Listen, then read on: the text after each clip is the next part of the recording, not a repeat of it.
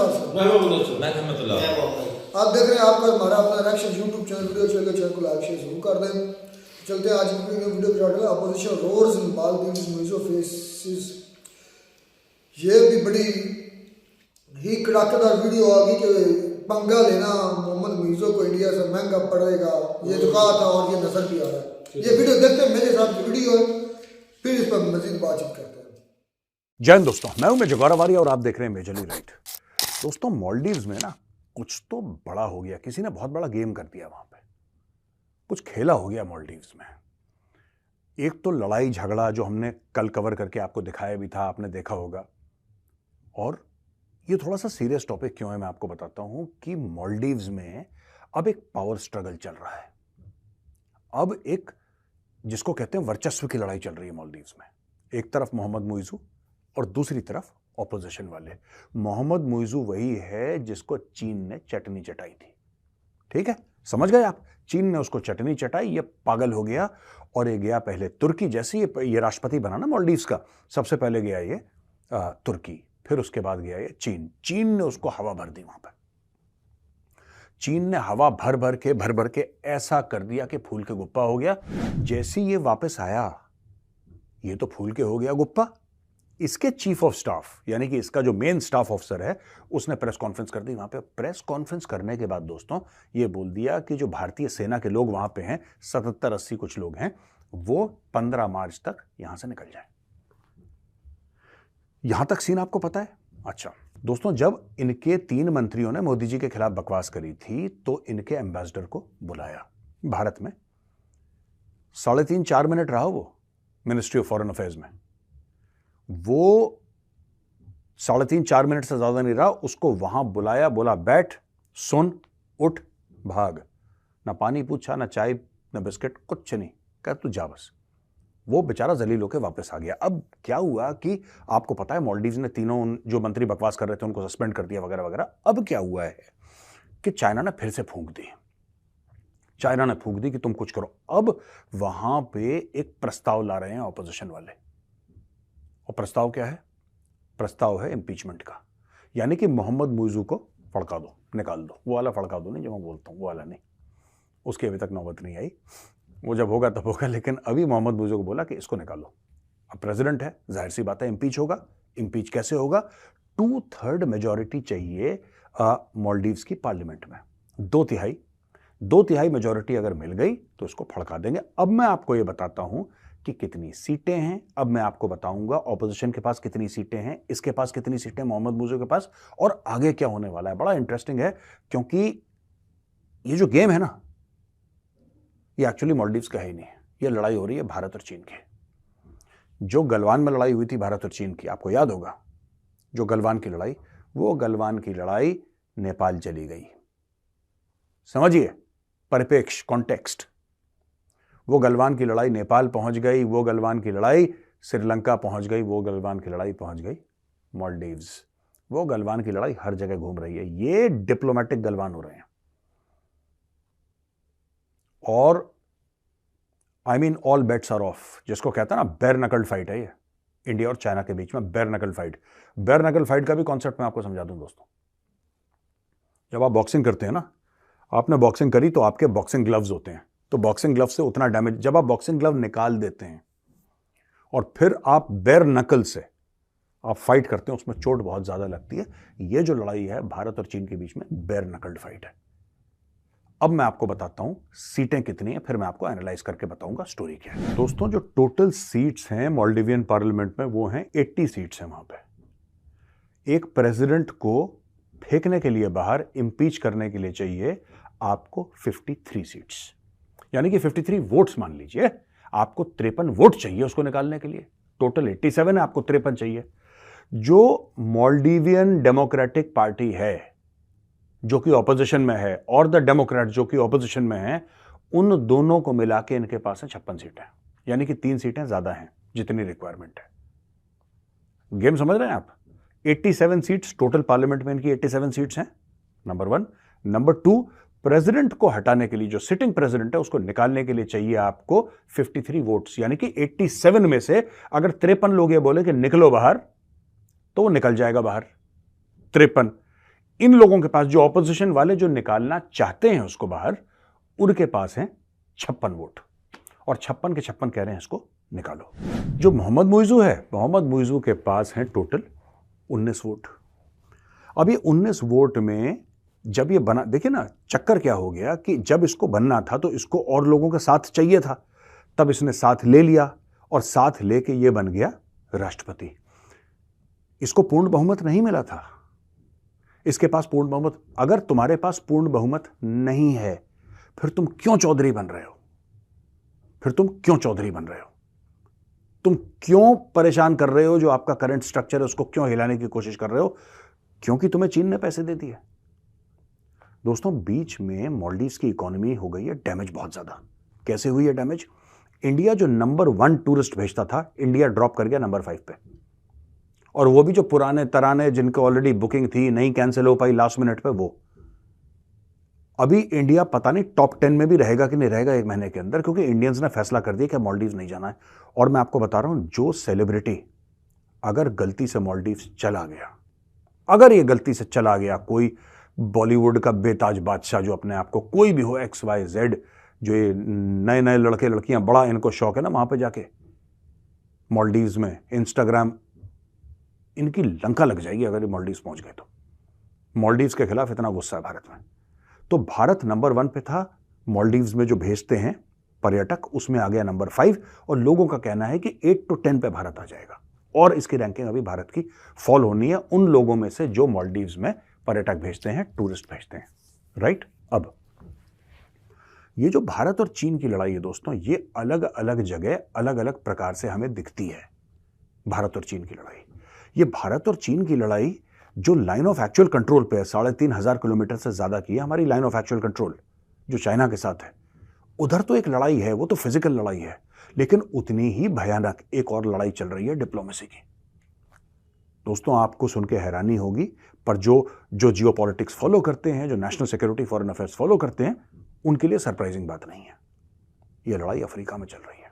भारत और चीन की लड़ाई अफ्रीका में चल रही है, ये एशिया में चल रही है, ये यूरोप में चल रही है, ये ऐसी ऐसी जगह चल रही है जहां पे आपको ऐसा लगेगा कि यार भारत वहां पे, भारत का चीन के साथ युगांडा में क्या लेना देना यार? सोचिए, भारत का चीन के साथ युगांडा में क्या लेना देना है? जहां पे चीन है वहां पे भारत है, जहां पे भारत है वहां पे चीन है, और ये जो लड़ाई है ये अब तूल पकड़ चुकी है बहुत ज्यादा।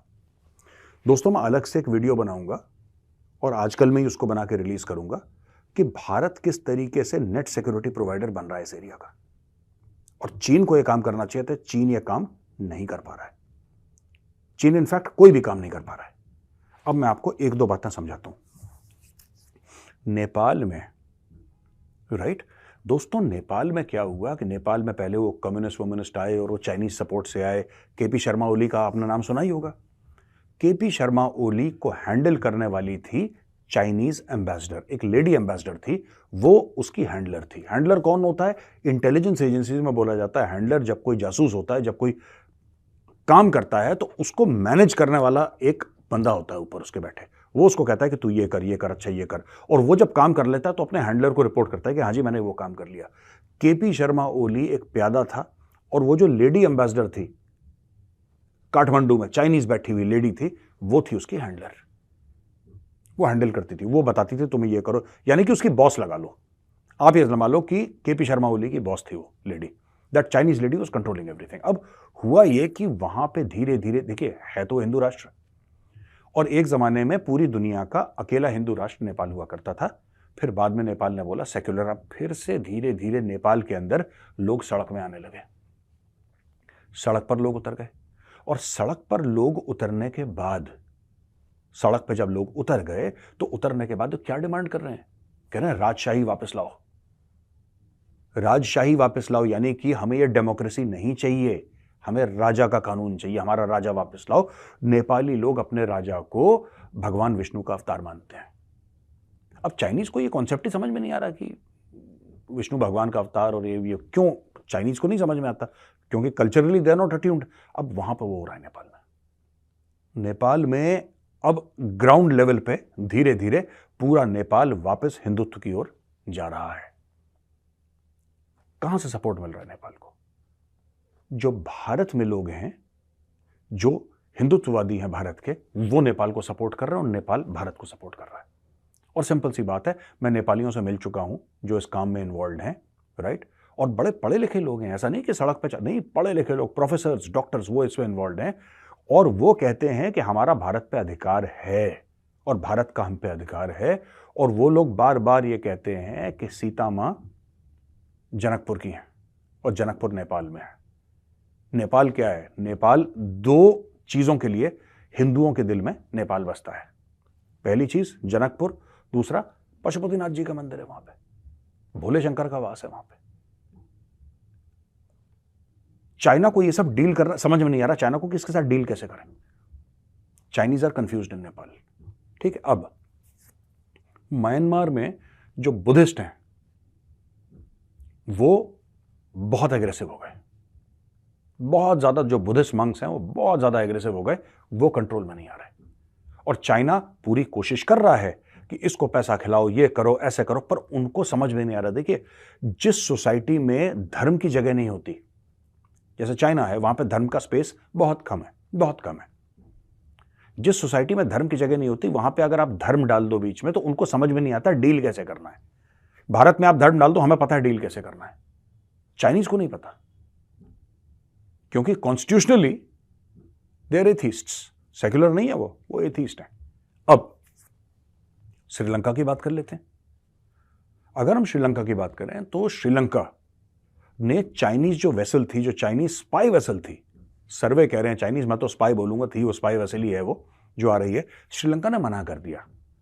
और श्रीलंका के ऊपर वो मुहावरा दोस्तों फिट बैठता है कि दूध का जला, समझ ही गए होंगे आप, दूध का जला छाछ को भी फूक फूक के पीता है। वो हुआ श्रीलंका के साथ। और श्रीलंकन ने कान पकड़ लिए, हाथ जोड़ लिए, बोला बॉस ये चाइना वाले तो जहर है, जहर एक नंबर के, इनसे दूर रहना है, राइट? पाकिस्तान बिका हुआ है, पाकिस्तान के बारे में कुछ नहीं कर सकते। अगर आप चाहते हैं कि पाकिस्तान प्रो इंडिया हो जाए तो आपको उनके मुंह पे पैसा फेंकना पड़ेगा। दोस्तों, जो पैसा देगा पाकिस्तान उसके सामने नाचेगा। पाकिस्तान में ये कॉन्सेप्ट है ही नहीं यार कि ये मजहब ये है, इस्लाम ये है, फिलॉसफी ये है, ये सब कुछ नहीं है। आपको जाना है, जर्नैल की टेबल पर ब्रीफ केस रखना है, उनके प्रधानमंत्री की टेबल पर ब्रीफ केस रखना है, कहानी खत्म वहां पे। और इस मामले में आपको समझना पड़ेगा, Pakistan is very clear. Pakistan जो है इस मामले में बड़ा क्रिस्टल क्लियर है, उसका मजहब इस्लाम है ही नहीं, उसका मजहब लालच है, उसका मजहब डॉलर है। आप पाकिस्तानियों को डॉलर दे दो, लेट जाएंगे, आपको जो करवाना है करवा लो। आप डॉलर देके उनकी फौज को किराए पे ले सकते हो, यह है। आप पाकिस्तानियों को पैसे देके उनकी फौज को किराए पे ले सकते हो, आप जो उनसे करवा दो स्टेट से वो कर लेंगे, इसमें कोई उनके लिए मतलब देयर इज नो प्रॉब्लम, ठीक है। अब मैं आपको एक बात बताता हूं, और अगर हम और घूमेंगे बांग्लादेश की ओर, बांग्लादेश में एक pro Indian government in power है, शेख हसीना। शेख हसीना की फैमिली को 1971 में इंडियन आर्मी बचाकर लाई थी। पाकिस्तानी तो मारने के चक्कर में थे इनके पूरे परिवार को, वो इंडियन आर्मी के एक कर्नल साहब थे, वो अपनी टुकड़ी लेकर गए थे और उनको पूरा बचा कर लाए थे। रिश्ते बहुत पुराने हैं बांग्लादेश के साथ। तो भारत का अगर आप देखिए सबके साथ, तो एक तो नेबर हो गए दोस्तों, एक नियर नेबर हो गए। नियर नेबर मतलब वो नहीं कि जिनका बॉर्डर आपके साथ सटा हुआ है, लेकिन है मतलब आपके, आप मान सकते हैं। अब देखिए ईरान की बात कर लेते हैं, ठीक है, वो नियर नेबर है, वो हमारा नेबर नहीं, वो नियर नेबर है। ईरान क्या कहता है? ईरान की भारत के साथ और चीन के साथ, दोनों के साथ अच्छे रिश्ते हैं, लेकिन ईरान के अंदर भी एक स्कूल ऑफ थॉट है। वो ज्यादा सामने, वो डेमोक्रेसी तो है नहीं ईरान कि ईरान में सब कुछ सामने आ जाए और आपको बोलने की पूरी अभिव्यक्ति की आजादी हो, ऐसा तो नहीं है। लेकिन ईरान में भी कुछ ऐसे लोग हैं जो इस चीज को पसंद नहीं करते, जिस तरीके से मुसलमान, 15 लाख मुसलमानों को जेल में डाल रखा है चाइना ने।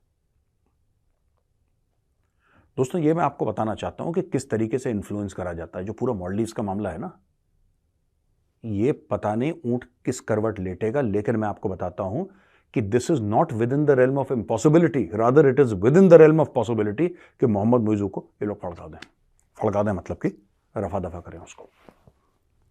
भारत नहीं अभी देखिए 15 मार्च तक निकल जाओ, 15 मार्च तक निकल जाओ। नेवी चीफ ने क्या बोला? नेवी चीफ ने बोला मुझे आदेश ही नहीं आया सरकार से, there are no orders from the government, कहानी खत्म हो गई। जब सरकार ऑर्डर देगी तब वो लोग आएंगे, वरना तब तक वहीं पे हैं। तुम हटा के दिखा लो, तुम्हारे बाप में औकात हो तो हटा के दिखा लो वहाँ से। तो दोस्तों ये जो मोहम्मद मुइज़ू है ना, जब इसकी पक्की पूरी जिसको कहते हैं कि मेजॉरिटी थी नहीं पार्लियामेंट में, ये खुद बैसाखी के सहारे ये राष्ट्रपति बनाए, तो इसने क्यों इतना परेशानी मोल ली, क्यों इतना पंगा मोल लिया भारत के साथ? कहावत है ना, उड़ता तीर, ये उड़ते तीर वाला मामला है। अब तीर को झेलो, अब झेलो तीर को। तो ये हो रहा है। और मैं यहां पे भारत की डिप्लोमेसी आपको देखने को मिल रही है कि जहां पे उनकी पार्लियामेंट में एक विभाजन हो गया, उनकी पार्लियामेंट बीच से डिवाइड हो गई। जहां जहां चीन होगा वहां वहां भारत होगा।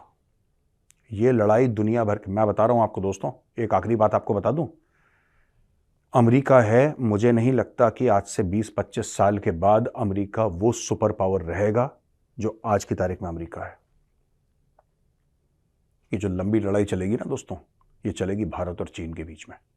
और ये तो ये दोस्तों वीडियो हो गया खत्म। यकूब भाई आप मेरे सामने सारी डिटेल बता रही, मतलब मेरे सुनते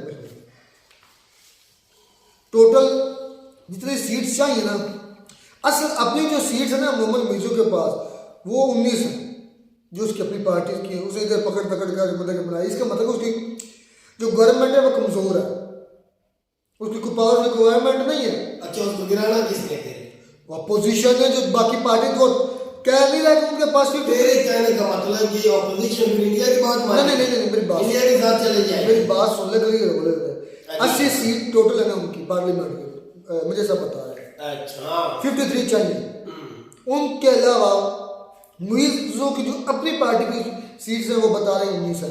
बाकी 56 सीट्स हैं जो वो बता रहे हैं पार्टी, बाकी जो पार्टीज मिलकर उनके खिलाफ 2 वोट ऑफ कॉन्फिडेंस ला रहे हैं। क्या होगा? ये बेचर साहब ने बिल्कुल ठीक बोला है कि जो भाई है ना मुइज़ू, उसको वाकई चैनल जो है ना उसने चटनी चटाई हुई। हाँ, ये भी मैं भूल गया, ये बात बिल्कुल ठीक है ना। ये अपने मर्तबे से नीचे आएंगे। कौन? जो भी इनकी प्राइम मिनिस्टर बने, मुइज़ू वो ना तो नीचे आने वाला इंडिया के कहने पे। इंडिया को यार, इंडिया का नहीं, मैं बात यार मैं नाम ऐसे ले रहा हूँ किसी के भी कहने पे। अब वो नीचे तो आया कम। इमरान खान किसने उतारा? कम यार मेरे पास भाई, कम से कम 1 साल तो वो कहीं जाते ही नहीं। अच्छा, इस साल तो कम से कम वो गिरते गिरते भी निकाल जाएगा। ये एक बात होगी। ऑपोजिशन की हरकतें होती ही रहती हैं हर कंट्री में। ऑपोजिशन तो बड़ा बड़ा बोल देती है, Canada, America, India, Pakistan, Bangladesh, देख हर जगह पे। ठीक है, मुझे ये बता कि इंडिया मालदीव को बायकॉट कर चुका है। ठीक है, छोटे बड़े स्टार जितने बड़े नाम है सियासत के, फिर बार बार मालदीव के ऊपर वीडियो क्यों बनाते हैं, मालदीव का बार बार नाम क्यों लेते हैं? इन्होंने एक मुश्किल वक्त में उनकी मदद की इंडिया ने। उन्होंने इंडिया का एहसान नहीं माना, एहसान मान नहीं रहे। ठीक है, जब एक बंदा आपका एहसान मानते हैं, आपको छोड़ दिए, आपके खिलाफ उनके वजीरों ने भी आपको बच्चा छोड़ देना चाहिए, गंदे लफ्ज बोले हैं इंडिया के बारे में मालदीव के लोगों ने। फिर भाई आप उसका पीछा छोड़ो, आप अपनी कंट्री से चला रहे हो, चलाते जाओ। मैं तुम्हें बताता हूँ इसका मालदीव को चलने दो, चाहे वो डूब जाए, चाहे वो चाइना में कहने डूबे चाहे तरे, जिन्हें मर्जी जब भाग जाए। उसके ऊपर मेरा सवाल इतना बार बार मालदीव के ऊपर वीडियो हुकूमत गिर जाए, उसकी ना गिरे, इंडिया को क्यों वीडियो बनाती है? मैं तो ये चाहता हूँ क्यों बार तवज्जो कर रहे हैं। जी ये उनको भाई दुख होता है कि मुश्किल वक्त में उनका जो है हम यानी कि उनको चलने के ये भाई मेरी बात इंडिया को कोई दुख नहीं भाई के काबल इंडिया ने उनको बनाया। एक बच्चा है आपका, आप उस उंगली पकड़ कर पाल पोस के बड़ा करते हैं, उंगली पकड़ कर चलना सिखाओ। वो उनका बच्चा नहीं है, मिसाल ना दो। मालदीव इंडिया का बच्चा नहीं है यार, वो तो कौन सा बना मालदीव खुद मुख्तियार है, तरह कंट्री है। मुश्किल वक्त में मदद की थी इसका, हमने भी तो चाहा कि एक मुश्किल वक्त में मदद की थी। हाँ, पाकिस्तान ने भी चाह की थी। दुनिया में सबसे पहले पाकिस्तान ने चाइना को कबूल किया, खाना पीना पाकिस्तान ने दिया। सबसे पहले जापान को दिया था कर्जा 12 करोड़ रुपया पाकिस्तान ने। हाँ, कब दिया? हाँ, 1904 के दिन कब हुई? ये छत गिरने वाले मैं एक मिनट में चलते रहेंगे, आप बात करो। मैं ये जो आपने चाइना वाली बात की, ये बात करते मानता हूँ, लेकिन जो कर्जा देने वाले ये नहीं मैं मान सकता। पाकिस्तान ने जापान को कर्जा दिया, 12 करोड़ रुपया। तलाश कर रहा है उसको उस वक्त क्या थे मियां अब्दुल रशीद आए थे पाकिस्तान के उसके दौर में, बहुत अच्छा अदालती निजाम था उस वक्त। मियां अब्दुल रशीद नाम है, चीफ जस्टिस थे पाकिस्तान के। उस वक्त 12 करोड़ रुपया जापान को पाकिस्तान ने दिया था। आप सनद कोई सबूत दिखाएं। मैं आप ये ये तुम्हारी सबसे पहले जो वो चाइना के एयरपोर्ट पर जो है ना लैंड हुआ था जहाज रुपया ये का था, ये बात मानने वाली। अच्छा एक और बात है इधर आगे, आवाज उन्होंने ये कहा कि भाई ईरान और जो है ना चाइना और इंडिया, ये तीन एक ट्राइएंगल बना हुआ है, ईरान चाइना और इंडिया। उन्होंने कहा कि ईरान के तल्लुकात इंडिया के साथ भी अच्छे हैं, ईरान के तल्लुकात चाइना के साथ भी अच्छे हैं, रशिया के साथ भी अच्छे। इसमें कोई शक नहीं। लेकिन ईरान बहुत तशवीशनाक है, इस पर गजबनाक है जो चाइना के अंदर 15 लाख मुस्लिम को जेल में रखा। ये मेरे सामने क्या बोल रहे, 15 लाख चाइना के अंदर मुस्लिम कैद में। कोई इसमें सच्चाई नहीं, नहीं। मेरे मेरे मेरे गांव का लड़का अभी होकर 6 साल के 5 साल मैं उससे मस्जिद में बैठ के मैंने पूछा उससे, तेरे हमाम के ऊपर मैं भी अपनी शेख कराने गया, वो भी बैठा, 2 बार मेरी मुलाकात हुई। मैंने उससे पूछा भाई, कहते हैं इंडियन, हमें वीडियो में कहते हैं पाकिस्तानी जो इंडिया चाइना में पढ़ने जाते हैं या रहते 10% मुस्लिम है, उनके साथ बहुत बुरा सलूक होता है। मस्जिद से स्पीकर उतारे जाते हैं, ऊपर मीनार नहीं बनाने देते। वो कह रहे मुझे 5 के 6 साल उतारना हो गया है। मैं चाइना में कई जगह पे स्टेट में गया हूँ, हर जगह मैंने नमाज पढ़ी, वहां से कुरान भी है। वो कहता है मैंने खुद जमात भी कराई, मैंने नमाजें भी पढ़ी, स्पीकर भी लगती है, 5 वक्त अजान भी होती है, ईद भी पढ़ी जाती है स्पीकर में, और अजान भी होती है 5 वक्त की, नमाज भी होती, बच्चे कुरान पढ़ते, कोई नहीं रोकता। मैं जीता जागता सबूत हूँ। मेजर साहब कह रहे हैं और ईरान की बात कर रहे हैं, नहीं ईरान चाइना के अंदर है ना, उन्होंने कहा कि ईरान इस बात में वो ट्राई बता रहे थे इंडिया से ज्यादा, चाइना से ज्यादा जो है ना ईरान वो इंडिया पर ज्यादा करता है, एतमाद करता है उसकी। क्यों वो ज्यादा? क्योंकि चाइना जो मुसलमानों पर उधर उनको कैदी बनाया है, 15 लाख उनकी जेलों में है। कोई कैदी भी नहीं, सरासर ये बात झूठ तो हो सकती, सच नहीं। बहुत ज्यादा तादाद है, 15 लाख। अच्छा फिर एक और बात है कि सर इतने सच्चे जो है हर वक्त इंडियन पाकिस्तान के ऊपर वीडियो बनाते रहते हैं, पाकिस्तान के हिस्से कश्मीर पे बातें करते रहते हैं, गिलगित की बातें करते रहते हैं, हमारा हम लेके रहेंगे, करते हैं ना। कश्मीर की तरफ सॉरी चाइना की तरफ क्यों नहीं करते? उधर भी तो 10% कश्मीर है। कभी समरी में अमित शाह ने, मोदी ने बोला कि कहा बिल्कुल कहा भाई, क्या ने किया है, कहा यूकूब भाई, कहा अमित शाह ने किसी इमरान खान ने भी बोला था। बिल्कुल आपने इमरान खान को मीडिया ने सवाल किया था, जुनैद चौधरी थी, इमरान खान ने कहा था मेरी हुकूमत हो रही थी टोले ने दे, मतलब ठीक चलने दो, कोरोना अभी भी हम नहीं कर रहे हैं, तो मैं तुझे बताऊंगा कश्मीर पे बात करके मैं बात करूंगा। वो तो इमरान खान ने भी कहा यार, बात की आपने बात की थी, वो मैं क्या अमित शाह ने की। जितनी ज्यादा हमारे ऊपर जुमले कसते हिंदुस्तान में मीडिया, वो इधर चाइना पे कसते ना जुमले। अच्छा फिर बात हुई कि इंडिया सबसे ज्यादा नंबर 1 टूरिज्म भेजता है, टूरिस्ट भेजता है मालदीव में, इसमें कोई शक। अब आ गया 5वें नंबर पर। मेरे हिसाब से कि ये टॉप 10 में भी नहीं रहना चाहिए, ये कब तक रहता है ये भी देखते हैं। अभी तक भी 5वें नंबर पर, फिर भी वो भी बता रहा था कि ये भी वो है जो यानी कि पहले बुकिंग हो चुकी थी, हालांकि कईयों ने कैंसिल भी की, कईयों ने रिजेक्ट भी किया, लेकिन भाई यूट्यूब आपकी अभी तक वीडियो नहीं मिली। और यार मैं निकाल रहा हूं, और वीडियो में दिखा दूंगा, किसी और में दिखा, मैं दिखा दूंगा जरूर। बात कुछ इतनी है कि मैंने कल भी एक सवाल छोड़ा था, क्या इंडिया के अंदर इतनी पावर है यूएसए की तरह तो किसी कंट्री के अंदर इंटरवीन करके उसकी गवर्नमेंट गिरवा सकता है, या कि जिस तरह मुल्ज़ों के खिलाफ अब उसकी अपोजिशन को इकट्ठा करके उनके खिलाफ नो वोट ऑफ कॉन्फिडेंस ला कर अपनी मर्जी को कोई सेटअप ला सकता है? ये मेरा कल का सवाल था, इस पर आज मुझे अभी तक आंसर नहीं मिला। तो खैर मिलता नहीं वीडियो में नए के साथ, तब तक दीजिए इजाज़त, अल्लाह हाफिज़।